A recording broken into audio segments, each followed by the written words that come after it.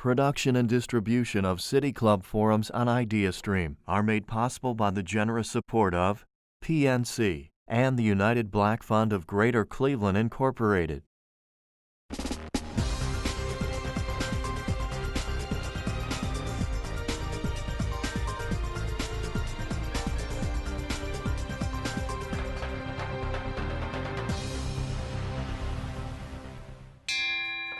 Hello and welcome to the City Club of Cleveland, where we are devoted to conversations of consequence that help democracy thrive. I'm Dan Moulthrop, Chief Executive here, also a proud member.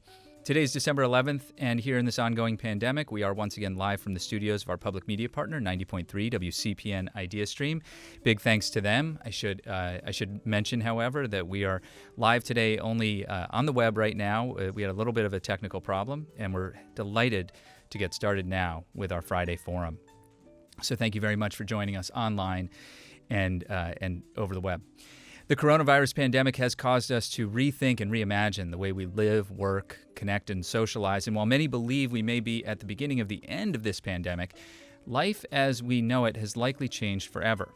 And while that thought might cause some to feel some despair, it's also an opportunity, a chance to rethink and potentially rebuild institutions, structures, and to become more equitable, diverse, and sustainable as a society. And why not start with building the cities of the future? What if public transit was efficient, easily accessible, and free, for instance? What if our built environment, our streets, our sidewalks, all the space we share as a common good, what if that built environment prioritized pedestrians and cyclists instead of cars? Crazy questions to ask, I know, when many who are listening right now may be in a car, but stick with us. What if we asked the end users of new public space or building for their input in the design rather than so-called experts and architects? Enrique Peñalosa, the former mayor of the city of Bogota in Colombia, has asked these same questions and implemented a planning model that promoted equity, restricted car use, and prioritized public spaces, including sidewalks, bicycle paths, pedestrian streets, greenways, and parks.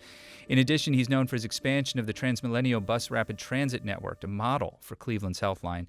Mr. Peñalosa left office about a year ago. We are delighted to welcome him to the City Club Friday Forum today.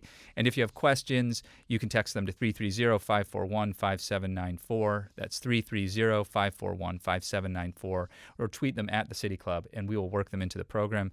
Mayor Enrique Peñalosa, welcome to the City Club of Cleveland. Hello, Dan. Hello. It's a pleasure to be with you. I'm sorry about the technical glitches.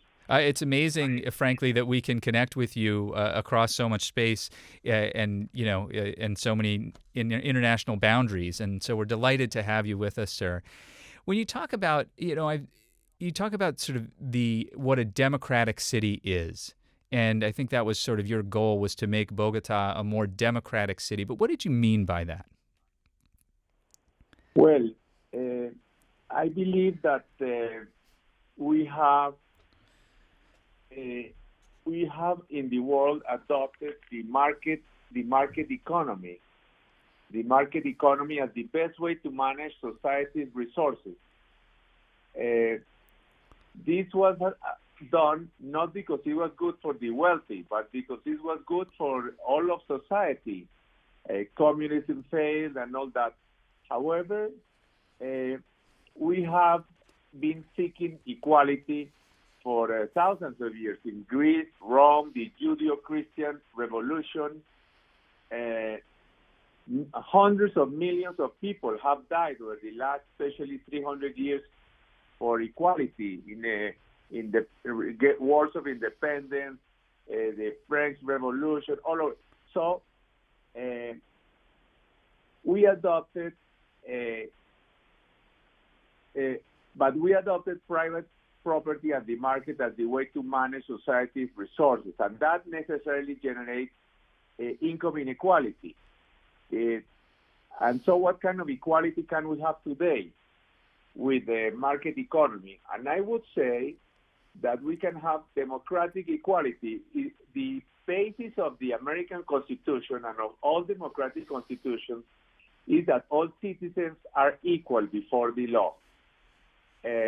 And I believe it's possible, if we really apply that principle, to get societies where people do not feel excluded or inferior. And the way a city is built can help much to achieve that.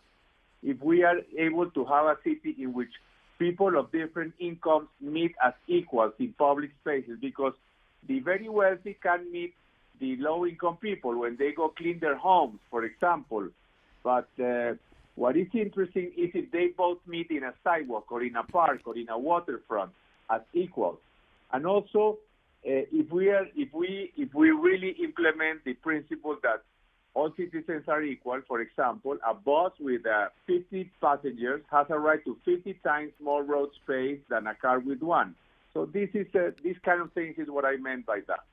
It's a very interesting notion to question the very way in which we design our roads to accommodate cars, or to question the way that we the way that we share, that buses and cars share road space. And a bus, sort of from a design standpoint, most buses appear as though they're entitled to only about 3 cars worth of roadway, perhaps, right? And you're saying they should be entitled to 50 cars worth of roadway, which is the sort of philosophical underpinning of something like of the bus rapid transit, the Transmilenio system and the Health Line here in Cleveland, that prioritizes buses, gives them a way to move through traffic in a faster. You also talk about, I just want to sort of pursue this idea of democracy and planning and this equality. You sort of take this idea of equality under the law and push it into planning, equality and planning. So sidewalks, for instance, you say that sidewalks are, the quality of sidewalks can tell you a lot about the quality of a democracy. What do you mean by that? Yes, because, first, for 8,000 years we have had cities.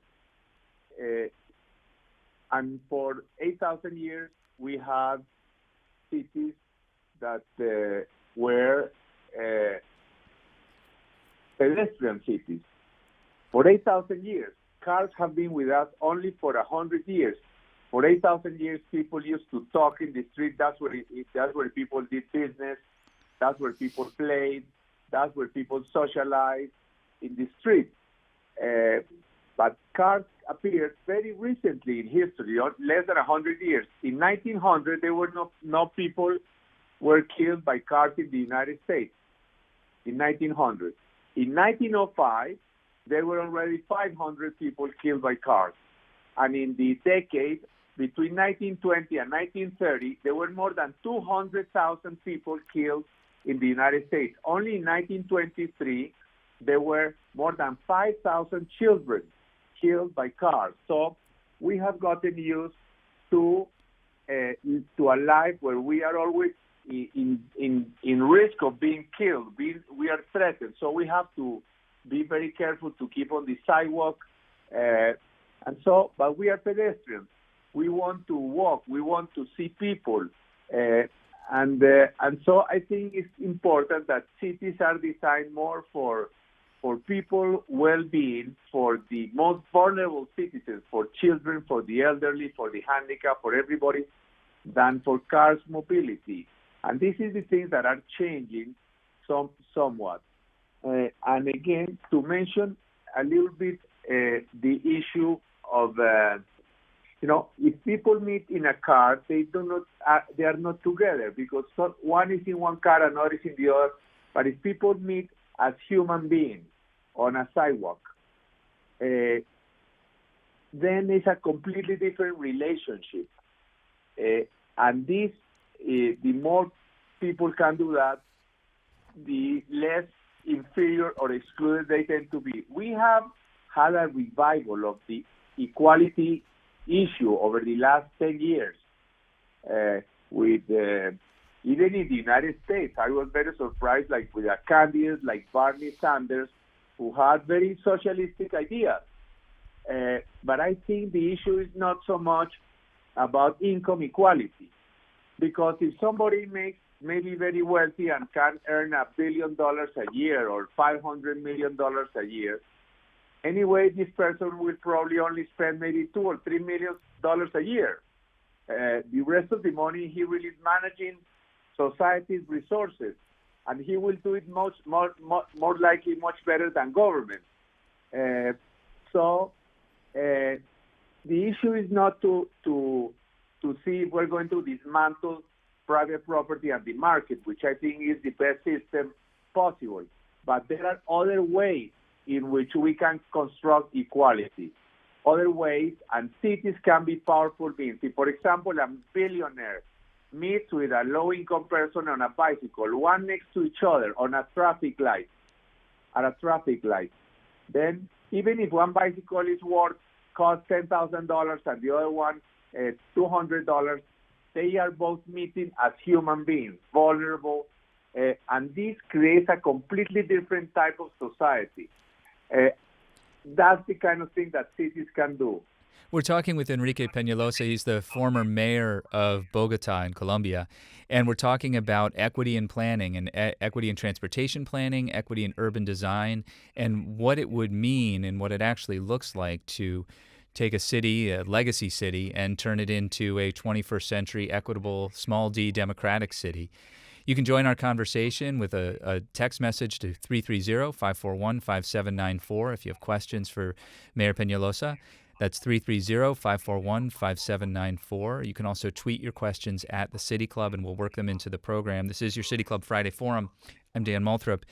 Mr. Peñalosa, can you tell us a little bit, give some specific examples of how you achieved this in Bogota? Well, there are many ways. For example, if we have, for example, pedestrian space tends to construct equality. A great city can have, any city has if a city has a great public pedestrian space, so wonderful that even the richest people cannot avoid going. For example, Central Park in New York. Central Park, you can have people who, I'm sure any day on Central Park, you have people who are billionaires walking next to people who don't have any money at all. In Bogota, for example, we close 120 kilometers of main arteries every Sunday. And we get like almost 2 million people out, riding bicycles, walking in the main street. So it's a very fascinating reconquest of the city by people.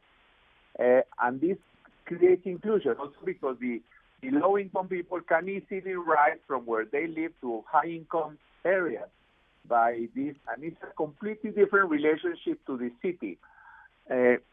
For example, in Cleveland, you have something that is very amazing. You have the waterfront. You have an amazing waterfront. The waterfronts are magic. But if we have democracy, let's remember something. Democracy is not just the fact that people vote. That's one of the ingredients of democracy. Democracy is that the Constitution is complied with. And the Constitution says that public good prevails over private interest. So, for example, we should never have private waterfronts. A good democracy should never have some fancy houses on the lake without a public pedestrian walkway between the house and the water. This is not a democratic way. So I wish in Bogota we are a city in the mountains. Beautiful mountains. I like to ride bicycle in the mountains, and it's very nice. But I would love, it would be like a dream to have anything resembling what you have in the lake. To us, anything to be close, we have nothing even similar to that. So, waterfronts are so magical. For example, London. London has maybe the best parks of any city in the world. And still, you have hundreds of thousands of people walking next to the river. Hundreds of thousands, because water is magic. People like to be near nature, near the waterfront. And so, if you are able to achieve, to build, like what they have been doing in Toronto, for example, to have some wonderful waterfronts, world-class, that many tourists go to Toronto just because they want to walk or ride a bicycle on the waterfront. And then if the richest people in Cleveland go ride a bicycle or walk in their fantastic waterfront in Cleveland, then these people will meet as equals. And this has many connotations. Good for tourism, but it's good for social integration. And this is the kind of things we are talking about.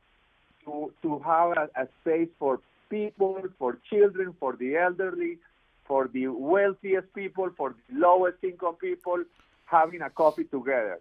Then you create a different kind of city, and a city that becomes more harmonious and more socially integrated. And these things may be more important for equality than the discussions about where we are going to increase taxes on the wealthiest people.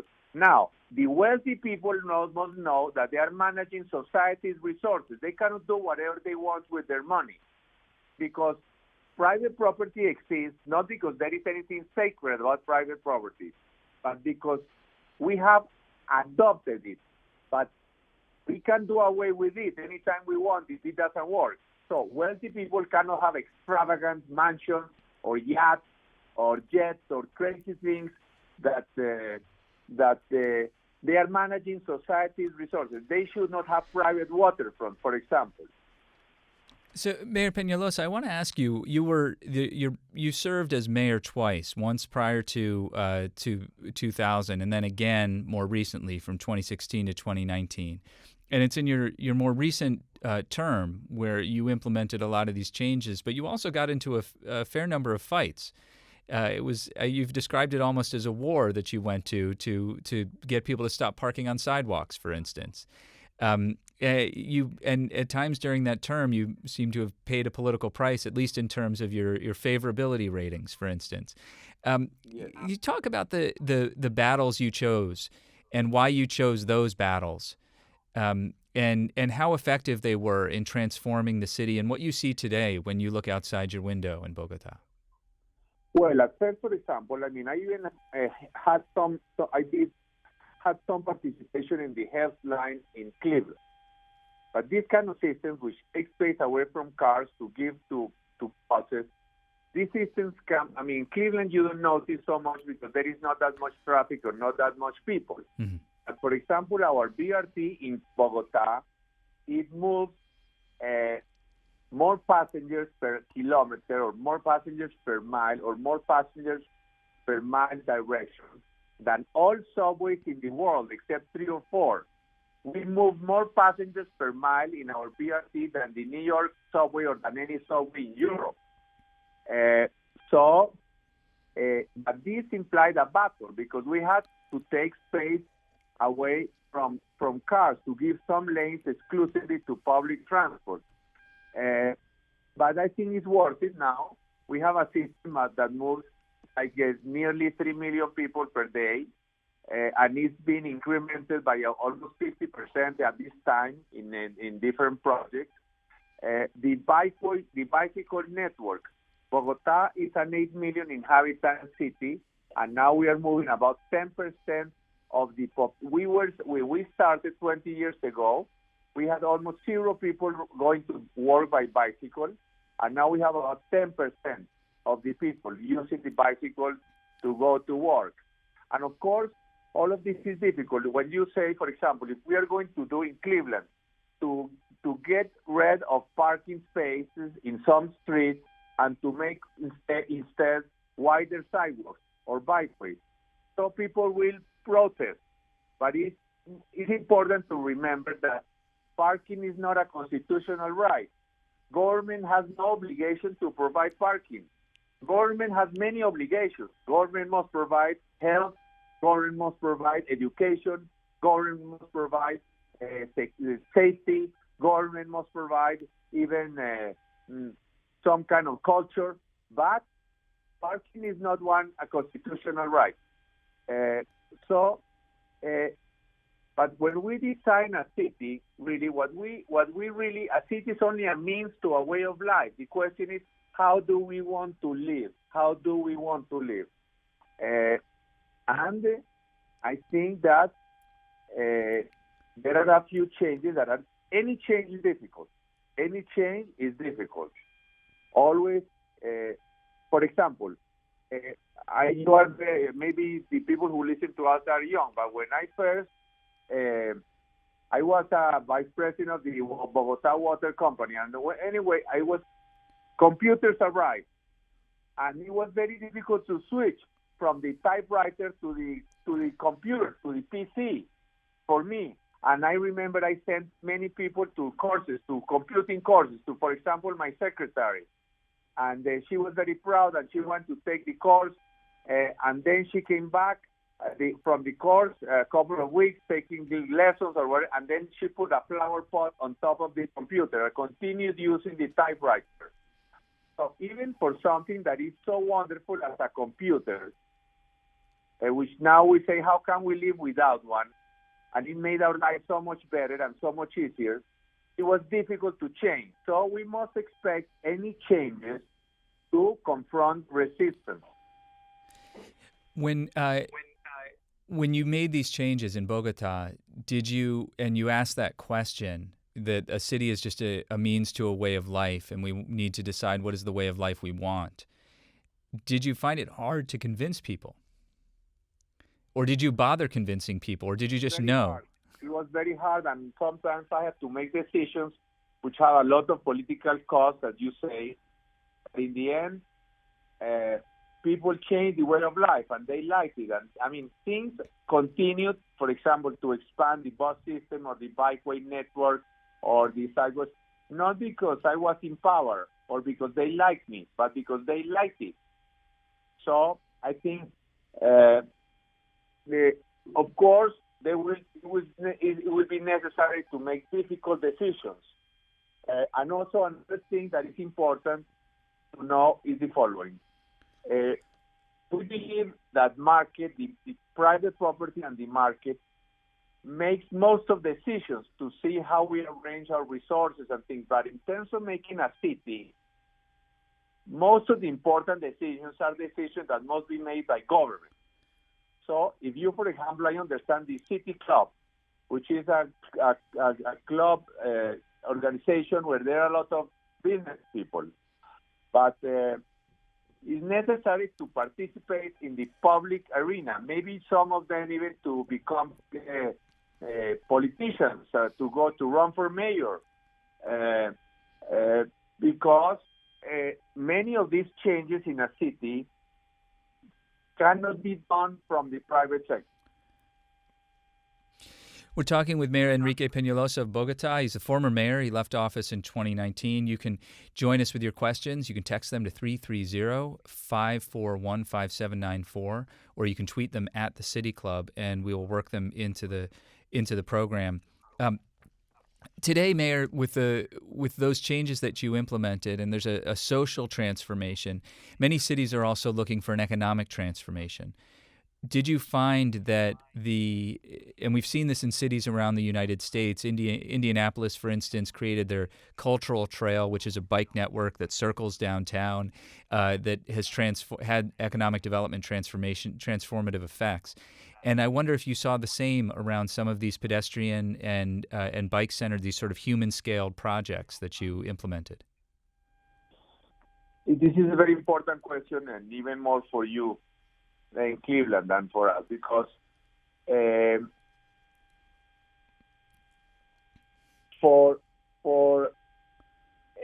thousands of years, what created wealth was land. And so this is why societies fought each other to take each other's land away. Later it was capital. And so many states in the United States gave subsidies to attract industries, for example. But now it's people. It's creative people. It's people who are so good at what they do. And I'm not just talking about the computer geeks or something, but anybody who is good at what they do, who can choose where to live. And so, let's put it in this way. 50 or 60 years ago, in 1950 or 1960, the brightest university graduates in the United States, they had to go wherever the industry decided to locate. And so, for example, they used to locate in some little town, like, for example, Dow Chemical in Midland, Michigan, in the middle of nowhere, and they had to go there and spend their lives and bury themselves in Midland. or go to cities that are not very attractive, such as Pittsburgh, for example, at that time. Now it's becoming very sexy, but at that time, and so they had to go there because so industries could locate wherever they wanted, and the best, brightest people had to go there and spend their lives there. No more. At this time, the people are so critical that the people at Google or Microsoft or whatever, or Amazon or any of those Facebook, so they have to go where the young people they need want to live. So now, for Bogota, for us, it's a very big problem that some of our bright young people want to go live elsewhere. For example, in the city club, you have one member who is a Colombian, a successful businessman, Mr. Moreno, Barney Moreno, a Cleveland. Now he's a Cleveland citizen and a Cleveland lover, and we lost him. We lost him. You know, we don't want to lose any more young Barney Morenos. You know, so we need to make life fun. So, and in the same way, we are very worried that our bright young people will go to university in the United States and stay in Cleveland or somewhere. So you have to be worried that your best bright people don't go to New York or to San Francisco or to Toronto. And so at this time, I think you have to make it sexy. And sexy means now not sexy in 1950, sexy may have meant highways. In 1950, the sexy job was to work at General Motors or something like that. Now the value, the worth of General Motors is nothing compared to the worth of these internet companies, and the people are the important thing. So I think Cleveland can become sexy. For example, if I was a Cleveland mayor or a Cleveland city, I would work like crazy to make the best waterfront in the world with the lake you have. That means bikeways, cafes, restaurants, pedestrian spaces, no private waterfront, no big mansions in front of the water, such as you have. I mean, you say, oh, the United States is the most democratic country in the planet. No, because, for example, I go to Long Island Sound, and I clearly, democracy means that what is good for the majority is done. And for example, clearly, when you have Long Island Sound, you have big houses, big mansions, and most people cannot go to the waterfront because it's private. So, and if you were to have a beautiful 1,000-mile pedestrian walkway and bikeway in the Long Island waterfront, in front of the fancy houses in Greenwich and all of these places, then people will be happy, it will be more democratic, it will be more attractive. So, I do believe that all of these things that we do for people, cultural centers, we have been building cultural centers and sports and cultural centers. We built, last time I was mayor, the last 4 years, we built 5 with Olympic swimming pools, theaters, music venues. All of this makes life better. I mean, we have to make life more fun. For example, many studies show that beyond a certain level, to have more income does not make life happier. But to make a better city does make life happier. I don't know anybody. So I think sometimes public investment, public expenditure can increase more happiness than private expenditure. I mean, for example, an upper middle class person in Cleveland or a middle class person in Cleveland to change a car, will it make him happy? I mean, it will make him happy maybe for 2 weeks or so. Afterwards, it's another car, or to have more clothes. So what?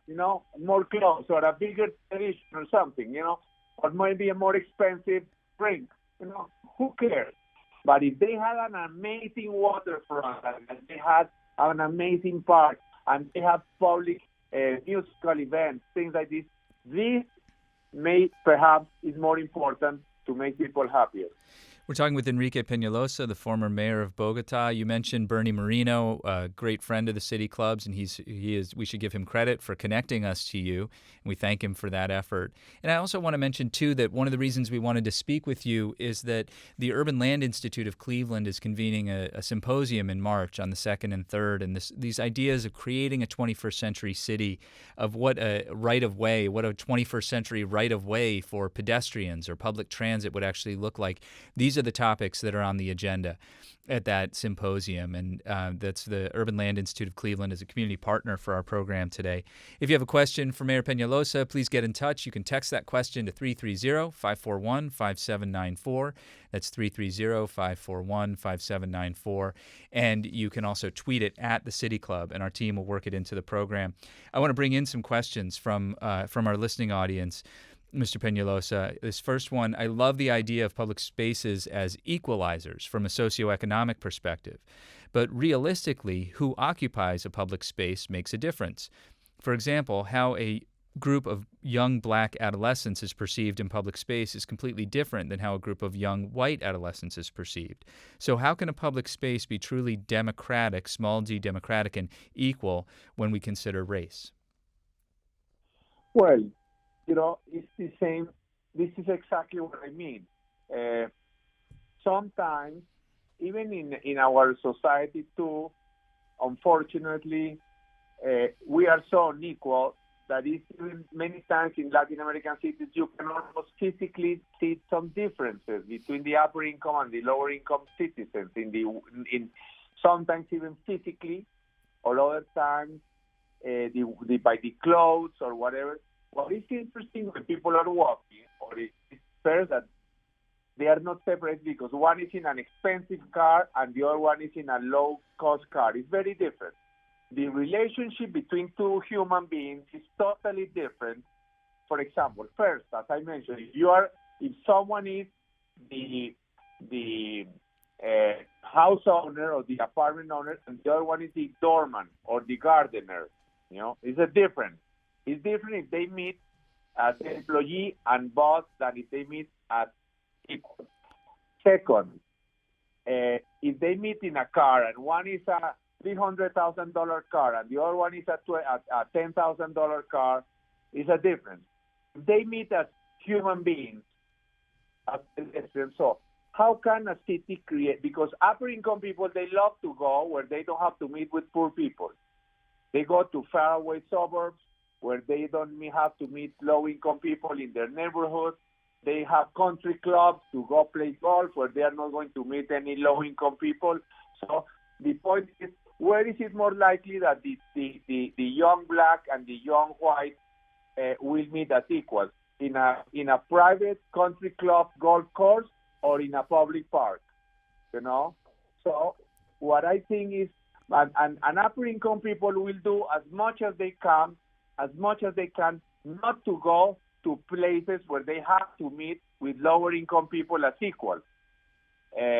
Now, we of course can have African Americans who are very wealthy. That's a different story. But I don't care so much about the race issue. To me, that's not an issue made in the United States, but more the income issue, because there can be poor whites or poor Latin Americans or poor blacks.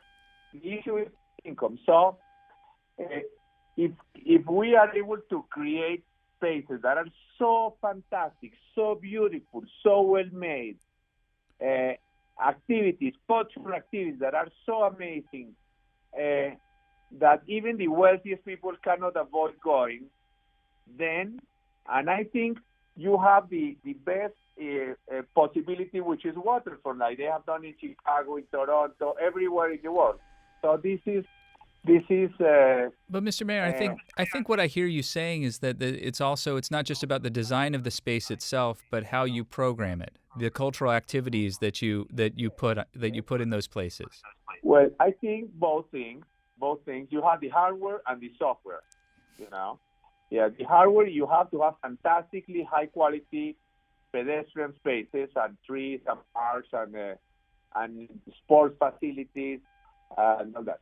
And also, if you program different activities for the elderly, musical events, sports events, you have to do whatever people want to do. What is it that people like to do? What attracts them? It depends on each place. But it's true. Once you have done the hardware of doing the pedestrian spaces, it's also important to see what can you do to attract people to them. Because what is most attractive to people, there is a wonderful urban expert called Jan Gell. Maybe you invited him to your forums. If not, you should, because he's much better than me. And he says, what is most attractive to people is people. See, we like to go to a restaurant that is full, not to a restaurant that is empty. In a big concert where you have a stadium full of people, you could actually, I'm sure you could see and listen to the concert much better at home on a screen in your living room than in the stadium. However, the fun part is to be next to other people. When you go to the beach, of course, you could sunbathe on the roof of the building instead of being at the beach. But the fun part is to be there to see the people. So, the benches at parks which are most used is not the benches next to the most beautiful places in the park, but those where most people walk by.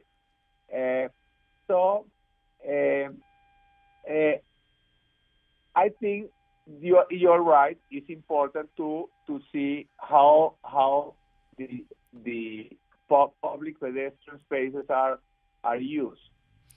Another question here specifically about some of the technical details around bus rapid transit, how Transmilenio works and the system that you expanded. The City of Cleveland and the Greater Cleveland Rapid Transit Association have eliminated or eroded several key BRT and bus priority elements, such as off-board fare validation, transit signal priority, and bus lanes. Which of these elements to the bus rapid transit do you think are most important, and which go the furthest to increase equity and efficiency? Oh, that's very important. Very important. First, what is mass transport?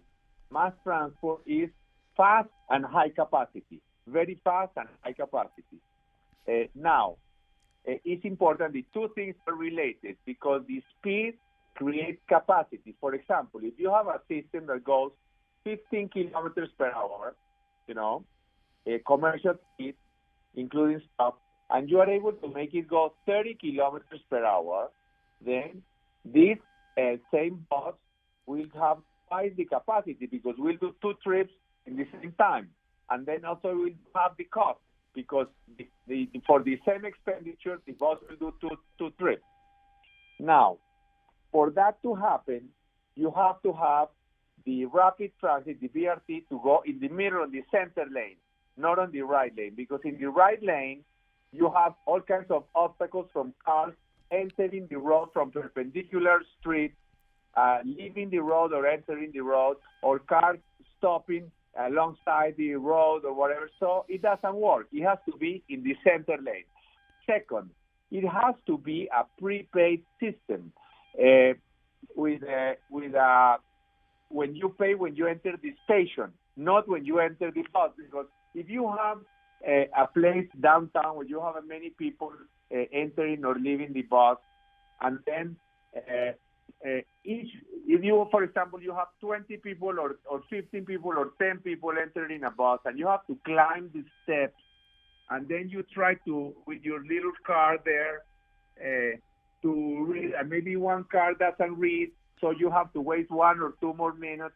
So it will be very slow. So you need to have prepaid system, prepaid station boarding, not bus, not to pay when you board the bus, but when you enter the station.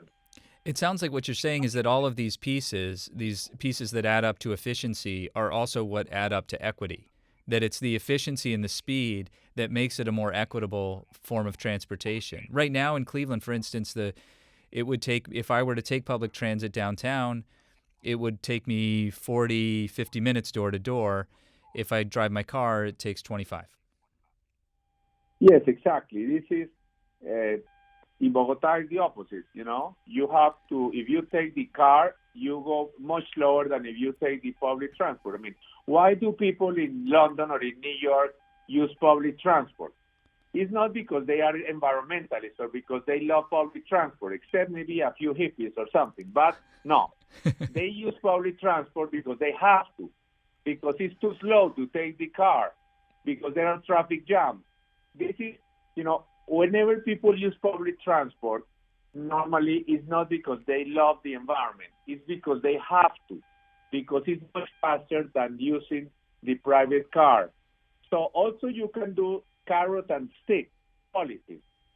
On the one hand, you can improve public transport more and more to make it more ubiquitous so it goes everywhere, to increase the frequency, to increase the speed, all of that. But on the other hand, you can also implement restrictions to car use. You can take away parking spaces and make wider sidewalks, for example, or things like this. So the two things go together. And now, Cleveland, maybe it works okay if it's just a small city with 500,000 people or something, and then it's no big problem of traffic. But if you want to be a city like Toronto or something that really has maybe 4 million people and a lot much more cultural activities and economic activity and all that, then it's maybe necessary to have some different systems. Another thing I would say something. Cleveland. When you hear Cleveland, I am not an American, and so I don't know much, but I know Cleveland is famous because it has some universities, it's important, and because it has some great health. But normally I don't want to go as a tourist to a city that has great hospitals, I mean, this is not very sexy to have great, despite the respect I have for doctors and these geniuses who work at the hospitals, but this is not the most attractive thing for people to go live there, come live here or come as a tourist here because we have great hospitals, That's not the most sexy thing to attract people, unless maybe you are terminally ill or something. I understand. Mr. Peñalosa, I have a bit of a personal question to ask you. Had you wanted to serve another term, and did you push too hard to win another term? No, the problem is the following. In Colombia, we have a very stupid regulation. We do not have immediate re-election. We don't have. I think we should have at least one, like in the U.S., for the presidency, one re-election, not two, but one. Here, no. You can be re-elected, but only after a term has elapsed.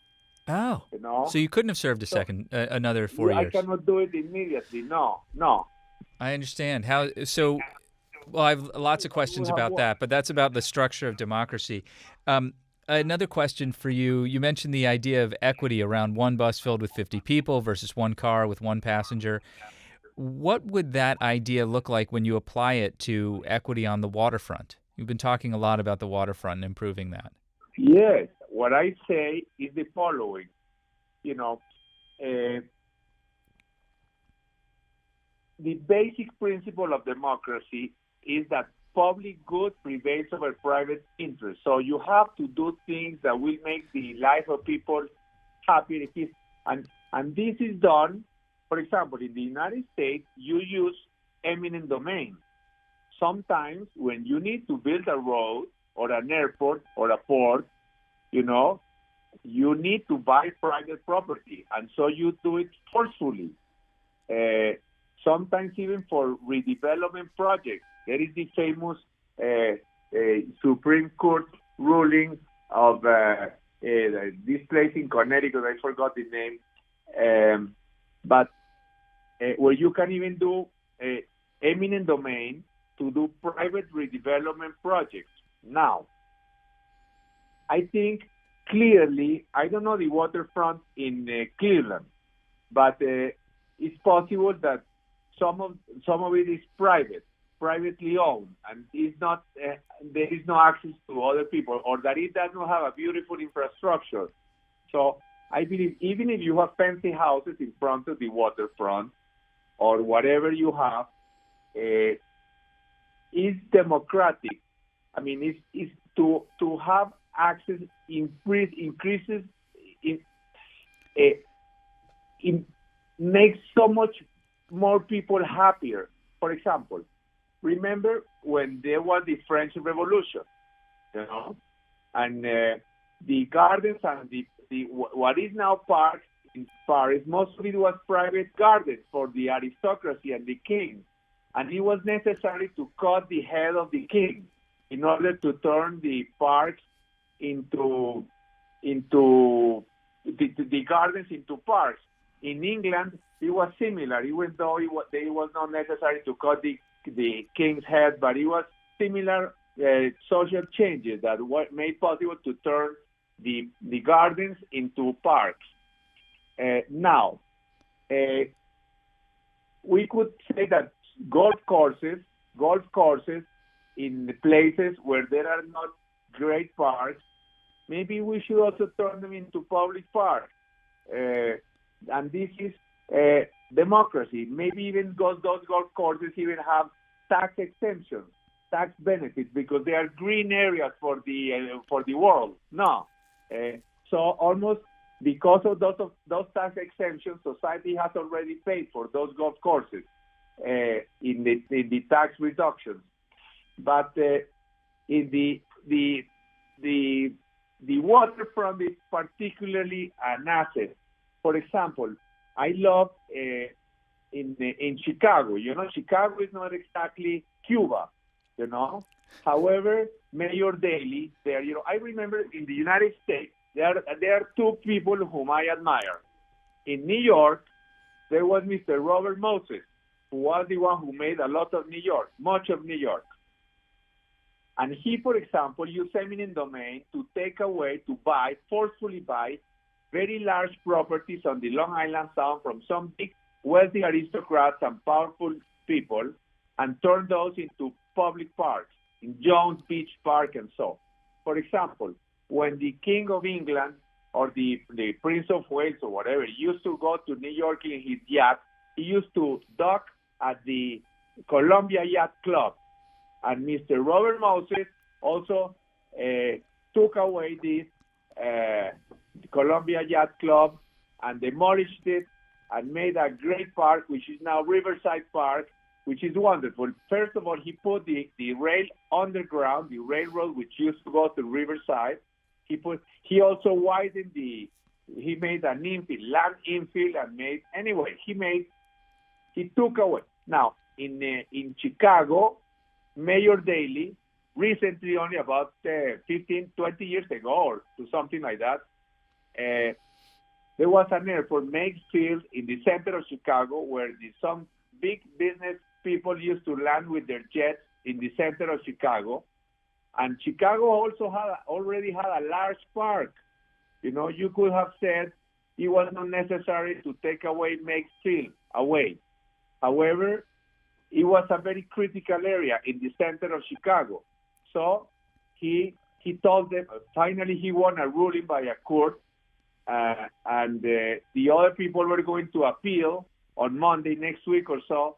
So Mr. Daley went with bulldozers and took away the landing strip and all that, and they had to take some planes out by truck. So this is just to say that maybe to create the waterfront that the new Cleveland deserves, you may have to have conflict. Not everybody will be happy. You have to put some public pedestrian or bikeways in front of some fancy homes or buildings, or you may have to demolish some buildings. I mean, you cannot make, in Spanish we say, maybe you cannot have a tortilla or a scrambled egg without breaking the eggs. Maybe you have the same expression. Yeah, you can't make an omelet without breaking some eggs. Exactly. So it's the same. You have to have some conflict. Democracy is one thing that we have to accept in the United States to advance, it may be, I love the United States. I love the United States. I admire the United States. But simply sometimes, just for a few minutes, it's good to accept in the United States that maybe, even though it's very advanced democracy, it's not as perfect a democracy as they think it is. No, we're always struggling to become a more perfect union, right? Isn't that the founding documents suggest the very thing? How do you think private organizations and non-governmental organizations can support public goods? Is there a role for private sector in creating these kinds of opportunities? Of course, and as we were saying at this time, one of the things that is most crucial for economic development, to make a city competitive, is to make a city more fun and happier, a better city. Is not today, maybe much more important today for economic competitiveness and economic development, more important than tax rates or utility rates or the land prices or even education, because it doesn't matter if you have great universities. If the people, after they study there, they go somewhere else, so what? They go study in Cleveland, then they graduate and they go to San Francisco. It seems to me, Mayor Peñalosa, that it's up to private industry to build the amenities that go next to the public investment. The important thing is to have the dream, to imagine. Sometimes in Spanish we have a saying that they say, to dream costs nothing, like if it was very easy to dream. No, to dream is very difficult. And to build a shared dream, even more difficult. But so the important thing is, how would Cleveland be if you had a magic wand? Let's have a special meeting of the City Club to do as Harry Potter. If you had a magic wand, how would Cleveland be? If you could redo it in any way you wanted, So, how would it be, the waterfront? How would the streets be? How would the neighborhood be? What the density be? How would the parks be? How would the cultural infrastructure be? And now, once we define what we want, what the idea thing, then we decide whether it should be private investment or public investment or mix, a little bit of both. Or, of course, I am of the belief that whatever the private sector can do is better. Private sector is more efficient. So whatever can be done by the private sector, all the better.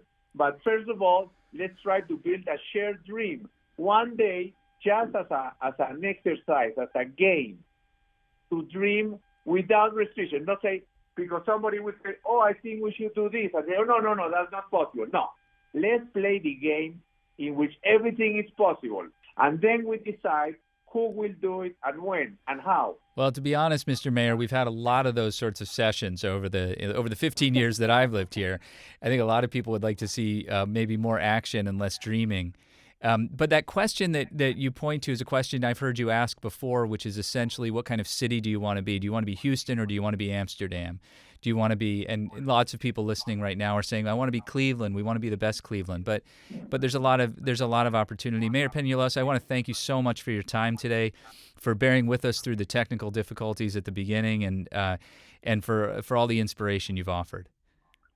Thank you very much, Dan, and I am sorry for the technical issues that I have. The glitches are my fault. No, it's okay. It's okay. Thank you so much, and I want to thank all of you who are part of our audience for joining us for our Friday Forum with Enrique Peñalosa. He's the former mayor of the city of Bogota in Colombia. Our forum today is the Leonard Ronis Transportation and Planning Forum. Mr. Ronis was a transit leader at the local, state, and national levels. He worked for the Cleveland Transit System and later was one of the architects, of regional transit authorities in Ohio, serving as the first GM of the Greater Cleveland RTA and founder and president of the Ohio Public Transit Association. We're very grateful for his leadership, also grateful for the support and engagement of the Ronis family. I want to thank also members, sponsors, donors, and many others who support our mission to create conversations of consequence that help democracy thrive, especially today Bernie Moreno, who already got a shout-out, who introduced us to Mayor Peñalosa. You can find out more about supporting City Club at cityclub.org/thank-you. Also, in September, we launched a new video series called Democracy Unchained. Speaking of democracy, the 10th episode was released last night, and in it we provide analysis of the continuing threats to our democratic institutions and how to rebuild our federal capacity to simply govern. Our featured speakers included Juliette Kayyem, the former U.S. Assistant Secretary of Homeland Security for Intergovernmental Affairs, and the Honorable Gina Abercrombie Winstanley, former ambassador to Malta and graduate of Cleveland Heights High. Senator Sherrod Brown was also joining us in conversation with Congressman James Clyburn, the Majority Whip from South Carolina, as well as many, many others. You can find out more at democracyunchained.io. That's democracyunchained.io. Also, this was the fourth forum we did this week. You should check out all the others. There's one on public housing, another on the prospects for bridging the digital divide, and one on the Fair School Funding Plan that the next General Assembly will likely take up. That's all at cityclub.org. And this is the last Friday Forum of 2020. Thank you for being with us, and thank you for bearing with us, and happy holidays to you and your families. We'll be back on January 8th. I'm Dan Moulthrop. Stay strong, stay healthy. Please wash your hands, keep your distance, and wear a mask. The vaccines are coming. We are going to get through this. Stay close in your hearts until you can be close in person. Our forum is now adjourned. For information on upcoming speakers or for podcasts of the City Club, go to cityclub.org.